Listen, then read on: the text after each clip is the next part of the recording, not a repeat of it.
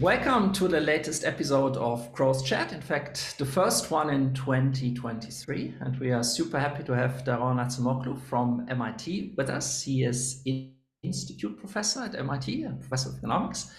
And he has written a new book that hasn't come out yet. I think it's coming out in 2 or 3 weeks' time in the US and maybe a bit later in other countries as well. And the title is Power and Progress, Our 1,000-Year Struggle Over Technology and Prosperity. And it's co-authored with Simon Johnson. Welcome, Daron. We are super happy to have you. Thank you, Sascha. Thank you, Marco. It's great to be here. Yeah. So let's start simply by you telling us what the book is about. Yeah, so let me tell you why I wrote the book. I have been working on, technological progress, economic growth, automation, and political economy for, almost 3 decades. And these topics are really central for our understanding of the present. But in my mind, they only started coming together, over the last 10 years or so. And in a way that has made me change the way that I think about the process of technological progress and made me deviate somewhat from perhaps what is the more conventional view in economics. And let me sort of give you a little bit of background, and then I'll say a few words about the book, and then we can open it up for more detailed conversation about it. So, for economists, technological progress has a special place because I think everybody understands that it's a major driver of economic growth, and economic growth has clearly raised living standards, comfort, health level, and lots of other good things have followed from economic growth for at least about half of the world over the last 200 years. It's a remarkable journey for humanity that started in the middle of the 18th century with the Industrial Revolution. And there's no disagreement, and I certainly do not disagree with the view that it is technological progress, innovations, new technologies, new techniques of production that have been at the root of this change. So this observation then becomes the basis of a stronger claim or view among economists that somehow technological progress automatically will be a force that lifts living standards and incomes of a broad section of society. And ultimately, even if there are some transitional costs, good things will come about. And this has been sort of a driver for my thinking about economic growth as well. But I started having doubts about this from, 2 separate angles that sort of started coming together over the last 10 years. The first one is political economy. So, a large part of my work is about political economy, which is about conflict between different segments of society. And this conflict is really wide-ranging. It is in everything about the political system, about wage setting, about labor market institutions, credit market institutions. So it would be sort of amazing if there wasn't a major sort of fault line of conflict on the nature of innovation and technological progress. Economists have thought about this, but most emphasis has been on, some groups may try to block technological change, like the Luddites trying to stop the march of industrial revolution. Again, that's a very, very specific view. One would expect a broader set of conflicts over technological progress. In particular, who gains and who loses from new technologies. And the second is, a lot of my work has been on automation. And automation, which is the process via which capital and machines, and more recently algorithms, start being used for tasks previously performed by labor, has much more stark distributional consequences because it displaces workers from the jobs that they used to perform or from the tasks that they used to perform. And it does not necessarily create this sort of rising tide lifts all boats types of economic growth process.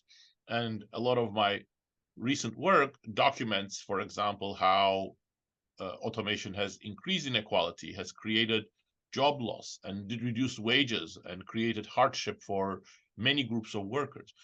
So if you put these things together, it starts looking more like technological progress can be a force for good, but it could also create major distributional consequences, and who controls it becomes central.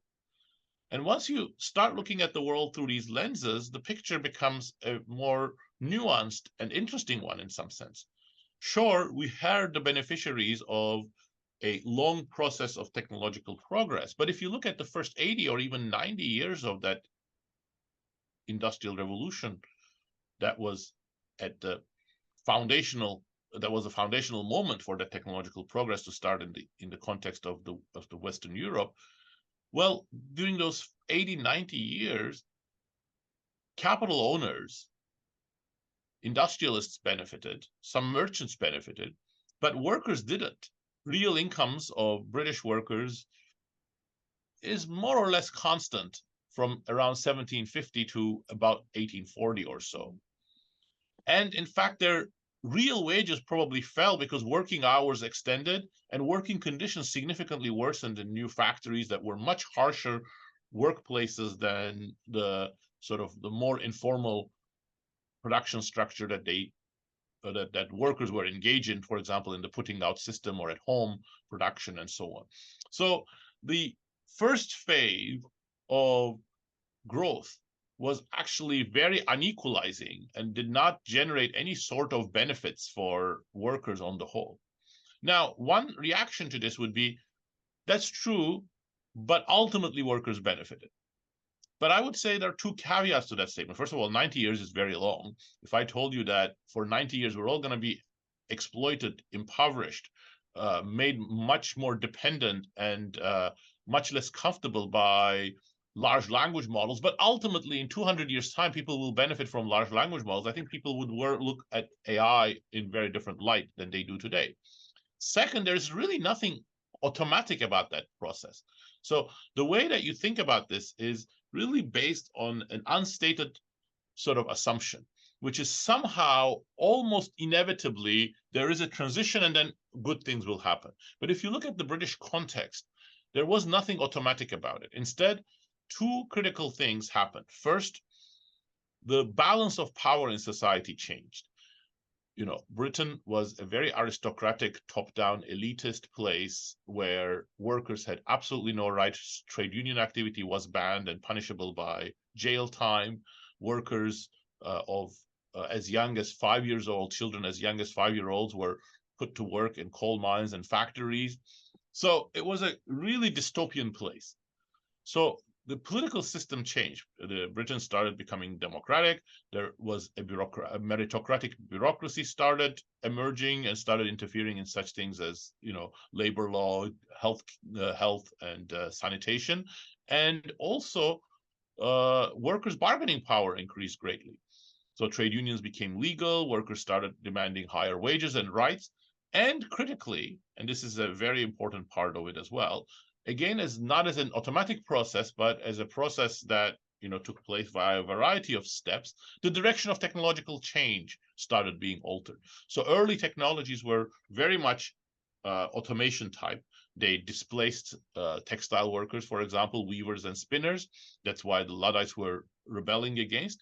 And then the later technologies were more of the sort that increased worker productivity in new jobs. And so they gave a bigger push to wage growth.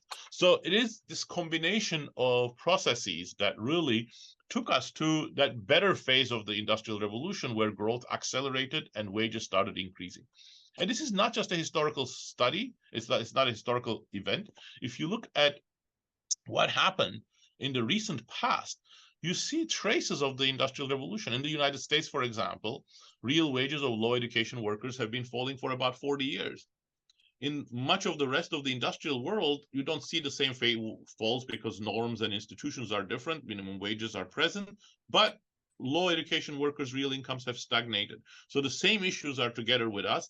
And during this phase too, just like the Industrial Revolution, this is being accompanied by changes in the balance of power. Democracy is weakening, unions have become essentially decimated in many industrialized nations. Workers are much less powerful against their bosses, especially now that bosses have algorithmic power on their side. So we are sort of entering a very different phase, and the techno-optimism that we hear about every day in podcasts and TV and books, well, it sounds a little bit more hollow, and so we wanted to provide a different perspective. We are still optimistic. We can do a lot of things with technology, but we don't want to be blindly optimistic. It's about what we can do with technology. Who controls technology? That's what the book is about. Wonderful. Now, you said that in your mind, after decades of research, things started to come together. Was that the main thing that made you write the book, or was it also your increasing concern about AI and what it might bring for the future? Absolutely, absolutely. Those things all come together. So, I have all of the books that I have written, except textbooks, came out of a concern about which I wanted to communicate to a broader public, but while drawing on my own research and expertise. So automation and political economy of who controls technology fall within my expertise. AI initially, a little bit less so. I had written some papers on AI, but as an outsider, more like looking at AI as an automation technology. But as I saw the progress of AI from these lenses, I decided to become more invested in understanding how AI works and what it has done so far and what it's likely to do in the future. And the more I read, the more I started thinking about it, the more concerned I became, not because AI does not have great promise, it does, but more clearly because it very much epitomizes the concerns that I have voiced. It is a very powerful tool if it is used in that way for automating work, for empowering employers, for empowering companies, for empowering platforms at the expense of workers and citizens. And in that way, it really supercharges processes that we have seen as very dangerous ones in history and somehow become much more relaxed about today. Yeah. Thank you. So you cover a little bit of history in your book, and then you talk about the present, talking about AI. If you have to pick your favorite topic in the book, what would it be? Well, I mean, I don't know. These are all my children. I love them all. The book really tries to put today's technologies into a historical perspective, because it is based on the belief that if we don't understand the history of similar struggles in the past over different technologies, we cannot understand the issues about today's technologies. But if you want to ask which chapters are the ones that perhaps have more surprise for people, which is not necessarily my favorite, but perhaps the ones that people will get more out of, it's when we talk about, for example, medieval technology or the Industrial Revolution, because I think those have the lessons of why it is that there were important innovations. It was not a world devoid of technological advances at all. It's not like true that we are in the age of innovation today and then in the past we were not innovative. That's definitely not true. But it was a world in which those innovations were in the hands of a small group of people, so they did not benefit society as a whole. And I think that's a very important lesson. But to me, the heart of the book is when we actually talk about what's happened over the last 40 years, because that's really sets the scene for where we're going today. And our chapters on AI's economic effects, AI's democratic effects. But of course, we understand the world is changing fast. We wrote the book before GPT-3 was out. So since then we have GPT-3, ChatGPT, and GPT-4. So I in the page-proof stage, I reread the chapters on AI, and I thought, yeah, okay, fine. If we were writing it now, we would have 6-7 more pages on GPT-4, but what we wrote, I didn't see any reason to change. So I think the issues are there, and these are just illustrations of these issues.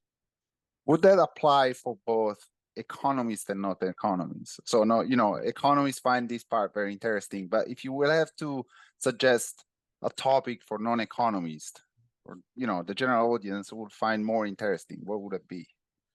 Well, I mean, I think our discussion is at a level that hopefully is accessible to non-economists. And in some sense, I hope non-economists will find it as interesting as economists, because many of them probably come with different preconceptions. I think some parts of the argument will be hopefully very interesting to economists, because it's going to be very challenging for economists. One of the things that we challenge, for example, is the view that's very common in most undergraduate and graduate textbooks in economics, that when a technology increases productivity, workers will benefit from it. So we decompose why that's generally not the case always, and what are the conditions for that to be true. But also we have a full chapter on the democratic implications of AI, how it changes the balance of power between capital and labor, how it changes surveillance, how it changes the nature of information that people acquire, and why those choices are made is always central. And of course, we link that to economic incentives. For example, China, into the Chinese Communist Party and Facebook have very different structures, but at the end, they are doing similar things in terms of controlling data. So what is the commonality there?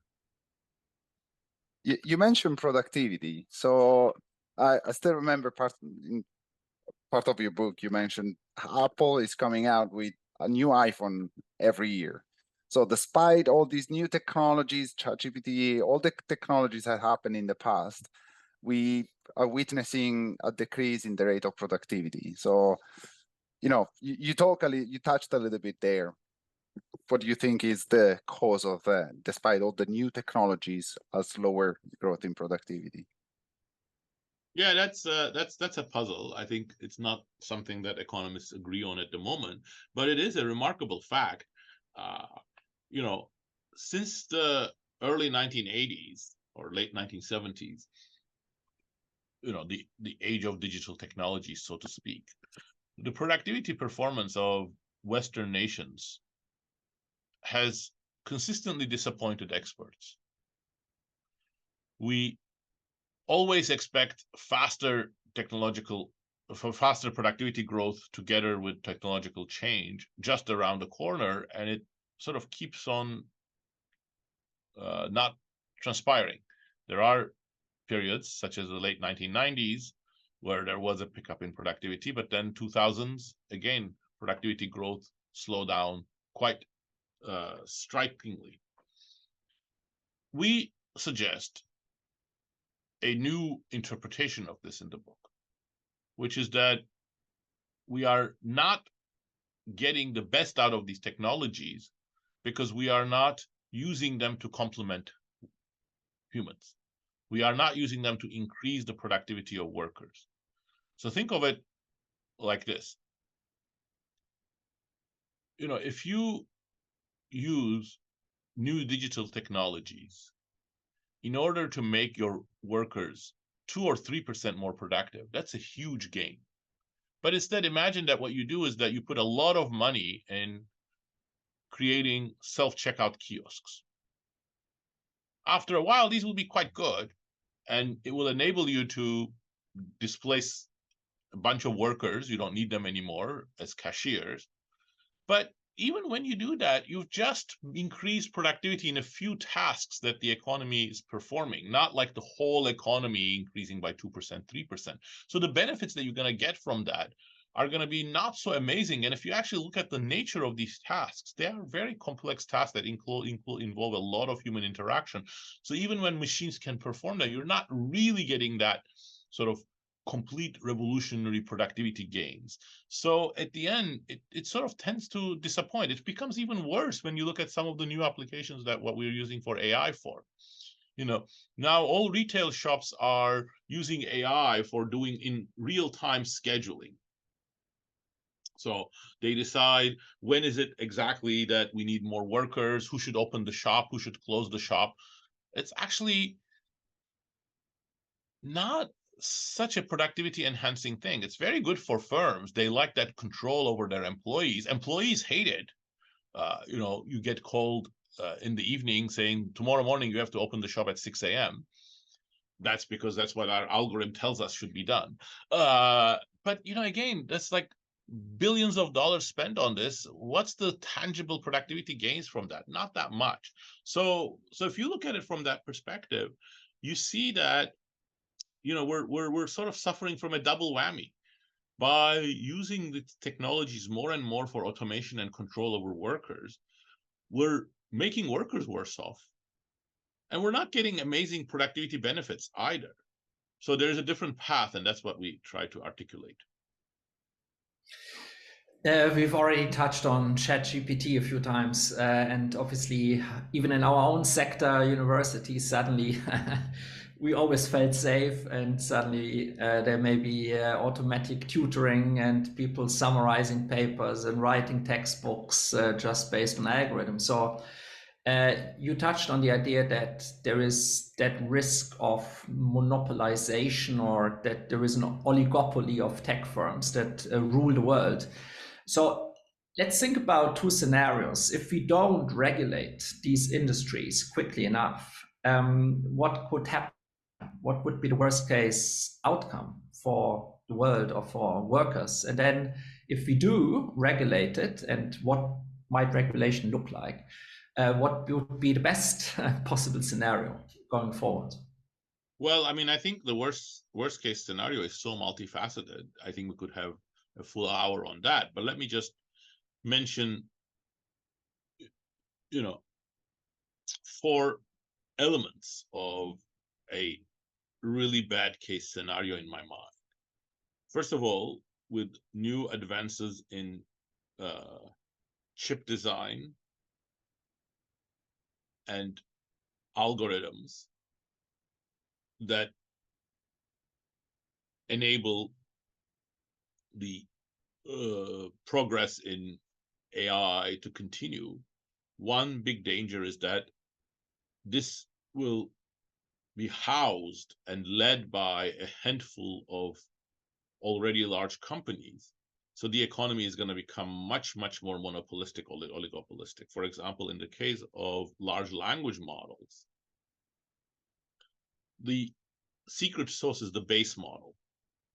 So for ChatGPT, for example, it was originally based on GPT-3, GPT 3.5, or now in GPT-4. So it's that large language model using transformers, a tremendous amount of processing power and a tremendous amount of data. So the expenditure for that is in billions of dollars, and only a handful of companies can do it. And this is really needs to be trained, at least in the current architecture, at a massive scale, hundreds of billions of parameters. So if I have a base model which has only 1 billion parameters, it's never going to compete with the one that Google or Microsoft OpenAI are developing. So that's going to really contribute to the oligopolization of the economy. And the view among some industrial organization and law and economics scholars over the last 40 years has become, don't worry about whether the market is concentrated, just look at whether this is good for consumers, and so on and so forth. I think that's clearly a faulty reasoning. You cannot have a healthy economy when 1 or 2 companies control 80% of the most important sector of the economy. So that's one obvious problem. Second, we could have much, much greater degrees of automation. My work shows automation over the last 40 years has been the major driver of inequality. So that means more automation will probably boost inequality even more. And we are at levels of inequality that we have not seen in history for the last 300-400 years. It might finally start the process of massive job losses. So far, we have seen localized job losses. For example, when robots were introduced in heavy industry places in the United States, such as Defiance City, Flint, Detroit, Ohio, and sort of places that had auto parts, automobiles, heavy industry, there were massive job losses, but at the aggregate economy, we don't see like huge losses. Well, with AI, that might come. So that would be like another big attack against shared prosperity. Third, it's going to make workers even less powerful against their bosses and capital, because now companies can collect a massive amount of data about their workers, monitor their every activity in workplaces. So that creates a very, very different type of workplace. You know, Amazon today pays $15 an hour for unskilled labor, but most people who work there don't see Amazon jobs as good jobs. Why not? It's paying, you know, higher wages than, you know, what you can get in McDonald's. So why not? Why isn't that a good job? Well, because they don't like the pace of work, the constant surveillance, the lack of agency. So that's going to be another big concern. And then the fourth, very major, democracy. You know, when information is in the hands of a handful of players, democracy is in danger. And we've seen that, you know, in many ways. We've seen that with the Chinese Communist Party, and we've seen that with online media, and I think it's going to get worse. So there are many different aspects to it. And you don't need to talk about, like, you know, super intelligent machines taking over the world. That I'm not worried about. That's not something that I think us or our children will see in our lifetimes. But there's a lot of damage that the bad use of these advances could create for society as we live in. And yeah, in the case that regulation kicks in and we get this under control and break up oligopolistic structures, it carries a lot of promise, obviously. But as you say, it isn't easy to deal with these large language models that cost millions or billions to run. If you split up Microsoft, or if you split up Facebook, how would we do that? Yeah, but yeah, well, what's your thought? I mean, I think, you know, regulation is a must, but we don't know how to do it. First of all, we don't know how to do it. Even we didn't know how to do it, and we still don't know how to do it for even simpler technologies like social media. How are you going to do it for large language models? And even if we knew it right now, we don't have the resources in governments, neither in the United States nor in the rest of the Western world. Governments have invested enough in having the specific human capital and the talent that would be necessary to rival the amount of expertise that these companies have themselves amassed. So, you know, that's another problem. You know, money means power. So once you are as rich as Google, Facebook, Microsoft, you buy everything. You buy researchers, you buy lawyers, you buy all of the academics, you buy all of the experts. So that really creates an uneven playing field. So we have to overcome that as well. So I think it's just an uphill battle for regulation, but it's the only thing we can do. So yes, I don't think breaking up these companies will help by itself, but it's a first step, because I think the big inequality of power is breeding worse and worse problems. So no, I don't think that we would suddenly solve the social media problem if Meta became three separate companies: WhatsApp, Facebook, and Instagram, or perhaps four different companies, and then spin off its AI part. But I think in the absence of knowing what to do in the next step, we may just be forced to do these sorts of drastic actions. Yeah, thank you so much, Daron. Really, it's an amazing book, but also one that doesn't really end on a very positive note, but more a bit worried about we need to get this under control sooner rather than later. Yeah. Or, I don't want to be an alarmist. I mean, I think you know, there is demand in the media both for both extremes. You know, people like to hear the sort of Cinderella story. Everything's going to be great. Look, there's some difficulty, but wonderful things will happen. And they like the doom and gloom. Whereas our message is a little bit more nuanced. we think there's an amazingly promising set of technologies ahead of us. But unless we do a major course correction, which is very difficult, those technologies are going to be highly costly for us in a way that perhaps, our current model of shared prosperity will be permanently damaged. So it's a very critical period for us as humanity. Yeah, absolutely. Thank you so much. The book is a great read, and thanks for sending us an advance copy. So we had that privilege, and so the book will come out mid-May. Is that right, in the US? May 16, and in the UK and the US. Actually, in the UK, maybe May 15. The US, May 16. And then over time, Australia, rest of the world. Any translations already planned? Or yes, it's being translated into several languages already. I think the German one will come out in the summer, and a few others in the fall, and then more later. Amazing. Thank you so much, Daron, and wish you a good day, and hope to see you again soon. Thank you very much, Sascha. Thank you very much, Marco. Great talking to you. Yeah. Thanks, Daron, and Bye-bye. thanks, Sascha. I'll see you at the next one.